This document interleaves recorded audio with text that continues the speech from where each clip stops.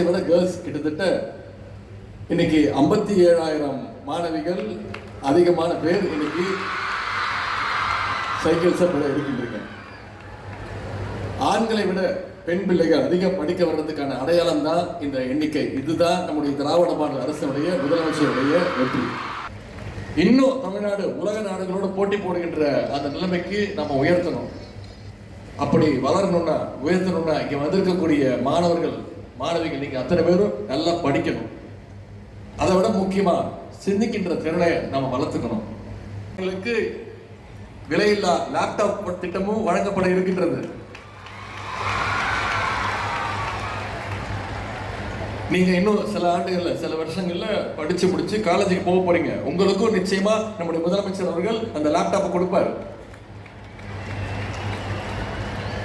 பள்ளி கல்லூரியில மட்டுமல்ல, உயர்கல்வியை முடித்த பிறகும் உங்களுக்கு துணை நிற்க உங்களுக்கு உதவுவதற்காகத்தான் நம்முடைய முதலமைச்சர் கொண்டு வந்த திட்டம் நான் முதல்வன் திட்டம். 2 நாளுக்கு முன்பு நீங்க செய்திகள்ல பார்த்திருப்பீங்க, தொலைக்காட்சியில பார்த்திருப்பீங்க. இந்த ஆண்டு தமிழ்நாட்டில இருந்து 155 மாணவர்கள் யூபிஎஸ்சி மெயின்ஸ் கிளியர் பண்ணியிருக்கிறாங்க. யூபிஎஸ்சி பிரிலிமினரி எக்ஸாம்ஸ், மெயின்ஸ், இன்டர்வியூன்னு ஒவ்வொரு ஸ்டேஜ்லையும் நான் முதல்வன் திட்டம் மூலமா நம்முடைய அரசு ஊக்கத்தொகையும் கொடுத்துக்கிட்டு இருக்கு.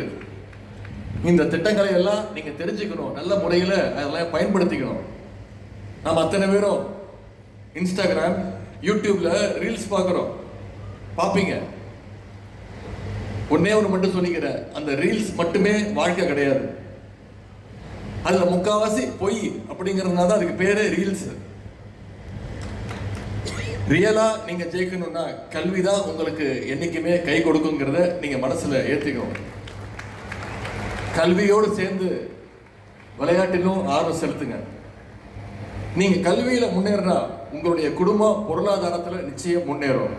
உங்களுக்கே அந்த கான்பிடன்ஸ் வரும்.